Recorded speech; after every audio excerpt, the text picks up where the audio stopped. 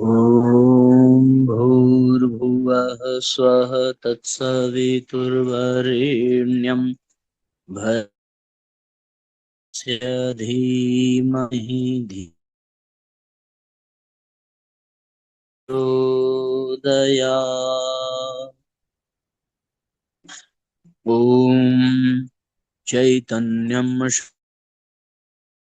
शान्तं व्योमातीतं निरञ्जनं नादबिन्दुकलातीतं तस्मै श्रीगुरवे नमः।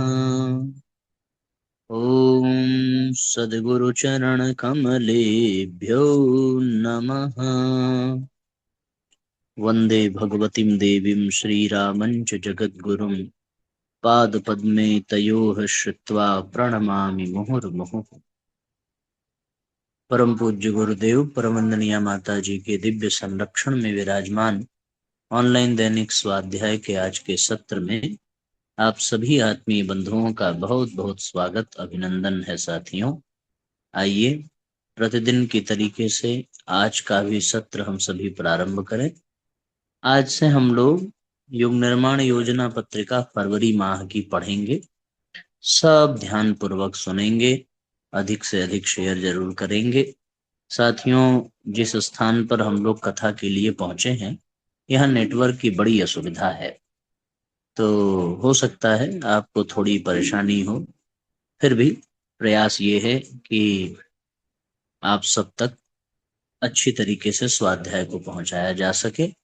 जहाँ नेटवर्क में असुविधा लगे, आप अवश्य चैट बॉक्स में सूचित करेंगे। आज का पहला अध्याय है अपना सही स्वरूप पहचाने। आइए पूज्य गुरुदेव के विचारों को आत्मसात करते हैं।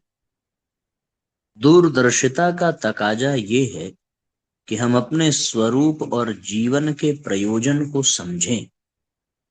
शरीर और मन रूपी उपकरणों का उपयोग जानें और उन प्रयोजनों में तत्पर रहें जिनके लिए प्राणी जगत का यह सर्वश्रेष्ठ शरीर सुर दुर्लभ मानव जीवन उपलब्ध हुआ है। आत्मा वस्तुतः परमात्मा का पवित्र अंश है। उसकी मूल प्रवृत्तियां वही है जो ईश्वर की। परमात्मा परम पवित्र है, श्रेष्ठतम उत्कृष्टताओं से परिपूर्ण है। उसका समस्त क्रियाकलाप लोक मंगल के लिए है।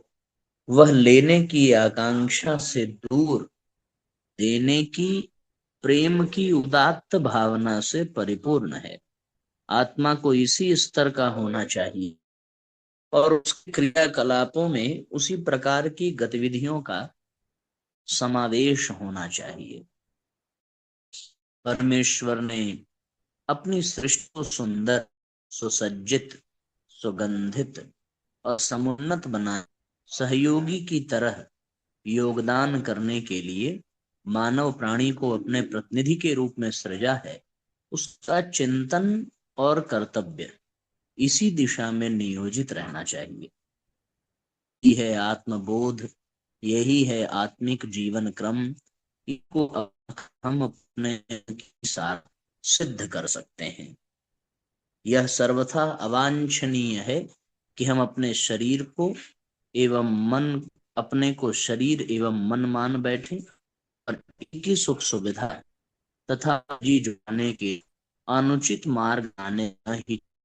हमें अपने मूल स्वरूप आत्मा को जानना चाहिए। एक बड़ा ही महत्वपूर्ण बिंदु है साथियों, और वो यही है कि हम सब अपने स्वरूप को जानें।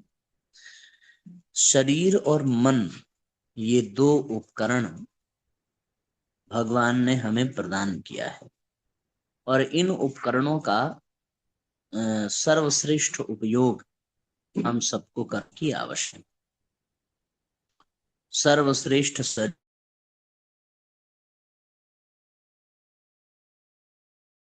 और वास्तव में हम आत्मा है, शरीर और मन हमारा उपकरण है। आत्मा जैसा चाहे वैसा शरीर और मन का उपयोग करे। सत्कार्यों में, सत्प्रवृत्तियों में, सत्कर्मों में अगर ये शरीर और मन लगे तो आत्मा को प्रसन्नता होती है। अपनी मनमानी करने लगता है और आत्म अनुशासन को छोड़ देता है, तब जीवन की दुर्गति हो जाती है। और जीवन की दुर्गति में फिर अंततः जीव का पतन ही हो जाता है। इसलिए आत्मा की जो प्रवृत्तियां हैं वो मूल रूप से परमात्मा के जैसी ही हैं, क्योंकि आत्मा परमात्मा का अंश है। सागर का अथाह जल और उस जल के जो गुण दुर्गुण हैं वही कीचड़ में पड़े हुए भी जल के अंदर हैं। अगर सागर के जल में है ऑक्सीजन है तो कीचड़ के जल में भी है।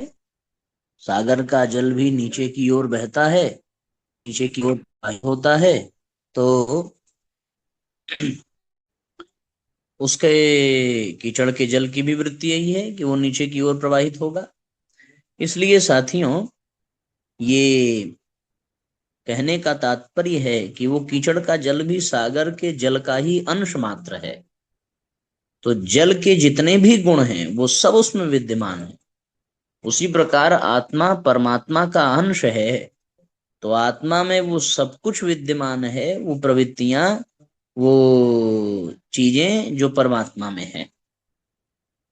अब इस तरीके से परमात्मा के समान ही आत्मा को बनाने की आवश्यकता है।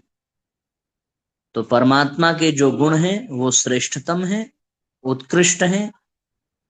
वो दूसरों को प्रेम देने की उदात्त भावना से परिपूर्ण है। उनमें कल्याणकारी गतिविधियां हैं। वो समाज का, लोक का, जगत का मंगल करना चाहते हैं।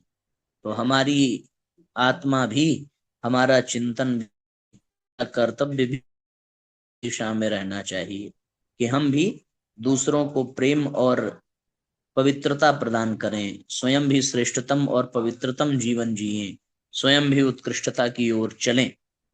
ऐसा करने वाला व्यक्ति निस्संदेह अपने आत्म स्वरूप को जान लेता है, पहचान लेता है, वो आत्मस्थ हो जाता है।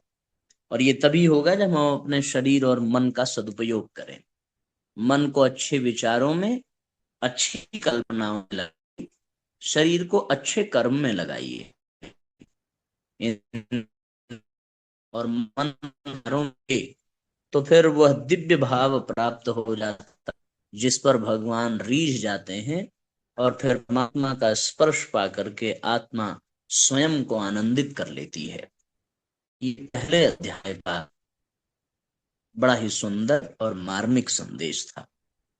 अब साथियों, दूसरा अध्याय, ग्रहों के बंधन से भी मुक्त महापुरुष। समझने में आ रहा है ना? आवाज स्पष्ट हो रही है? कोई विशेष दिक्कत तो नहीं हो रही है? दूसरा अध्याय हम लोग प्रारंभ करते हैं।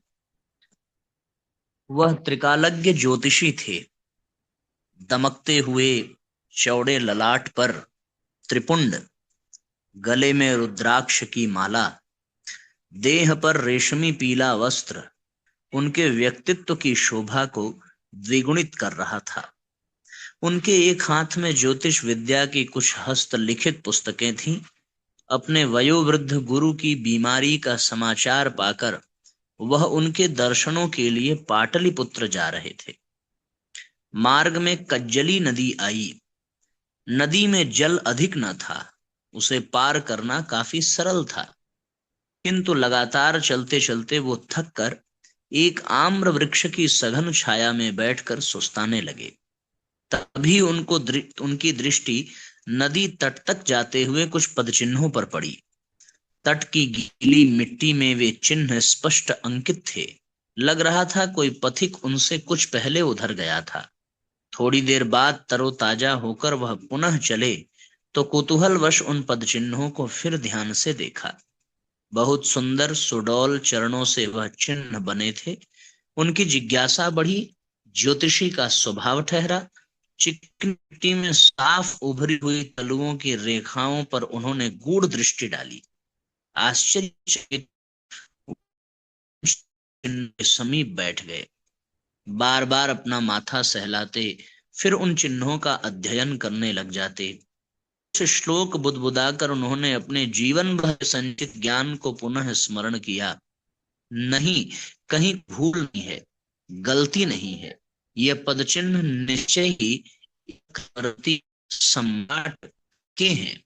विशाल ऊंचे महल, स्वर्ण रथ, हाथे दुर्लभ वस्त्र आभूषण, मणिमाणिक्य, अंतःपुर में देश देशांतर से चयनित लावण्य मासियां, इस अपार व अलौकिक वैभव को भोगने वाले सम्राट के पद्तल की है ये रेखाएं, कि यहाँ झुलसती गर्मी में निर्जन तट पर यह सम्राट नंगे पैर क्या करने आया है। कहाँ छोड़ दिया उसने अपना रथ, पार्षद दासियां, ये भला कैसे संभव है। आश्चर्य, घोर आश्चर्य। क्या गुरुजी द्वारा प्रदत्त ज्ञान झूठा है, अथवा फिर ये शास्त्र ऋषि मुनियों की वाणी असत्य है। कदापि नहीं। उन्होंने दृष्टि दौड़ाई। नदी के दूसरे तट पर भी थे। वह फुर्ती से उठे, धोती घुटनों तक चढ़ाई, ग्रंथों का झोला भेजा और नदी में उतर गए। पार जाकर वह तेज तेज कदमों से उन पद चिन्हों की दूर तक दिखाई पड़ती पंक्ति के साथ साथ चलने लगे। नजर पर काफी जोर डालने पर ही उन चिन्हों का अटूट क्रम उनका मार्गदर्शन कर रहा था। शायद वह पथिक उनसे कई घड़ी पहले गुजरा। अंत में कई घंटों के श्रम के पश्चात वे उस तक पहुंच गए। वह पथिक एक भिक्षुक था, जो अब पीपल की वृक्ष के नीचे विश्राम कर रहा था। भिक्षु के मुखमंडल पर तपस्या का असीम तेज था। उसकी आंखें स्वयमेव उस महाभिक्षु के सामने श्रद्धा से झुक गई।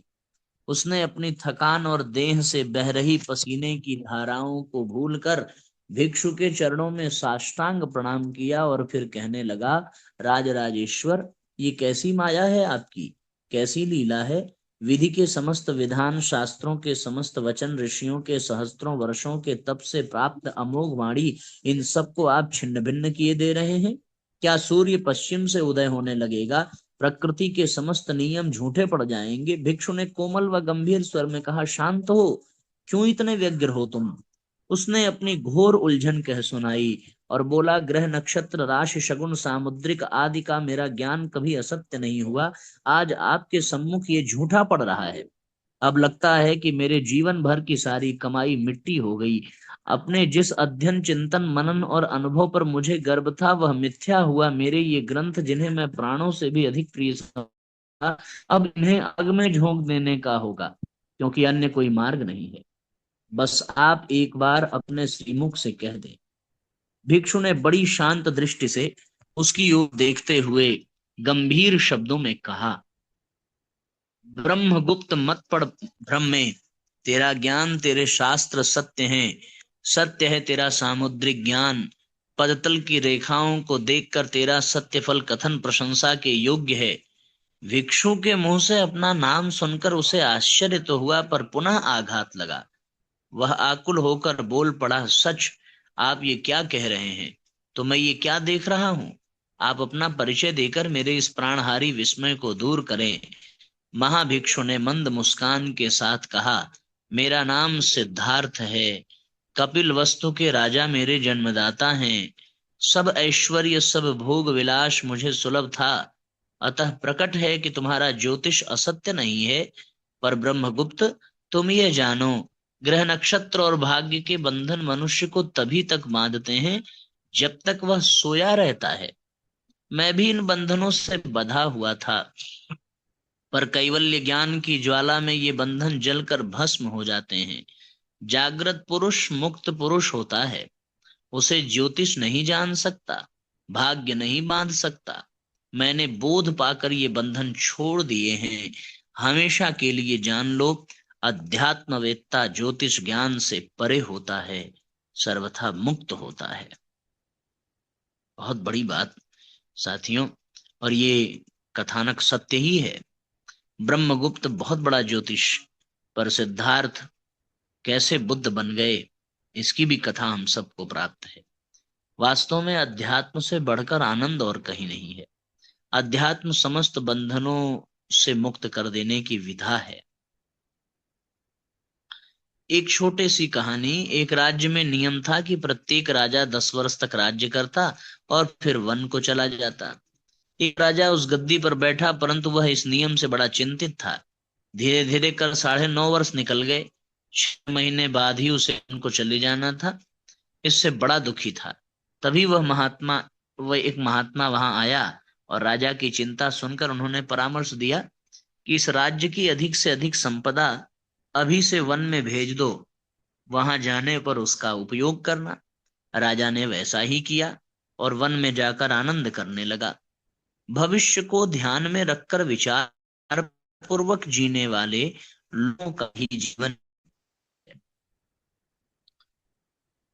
वास्तव में बहुत से लोग भविष्य को कल्पनाओं पर हताश हो जाते हैं और फिर रोते कलपते अपना जीवन व्यतीत। पर जो वास्तव में समझदार हैं, बुद्धि, वे भविष्य की कल्पनाओं से घबराते नहीं। अ, उसके लिए योजना बनाते हैं और कर्तव्य अपना निभाते हैं। से स्वयं भी लाभान्वित होते हैं और दूसरों को लाभान्वित करते हैं। तो इस तरीके से ये क्रम आज का संपन्न हो गया। अब आइए हम लोग आज के सत्र को जितना ही पढ़ेंगे और कल इसके आयोजन किया जाएगा गायत्री मंत्र साथ साथ। ओम भूर्भुवः स्वः तत्सवितुर्वरेण्यं भर्गो देवस्य धीमहि धियो यो नः प्रचोदयात्। सभी आत्मीय बंधुओं को बहुत बहुत प्रणाम। सबका मंगल हो साथियों। जय राम जी की शुभ रात्रि।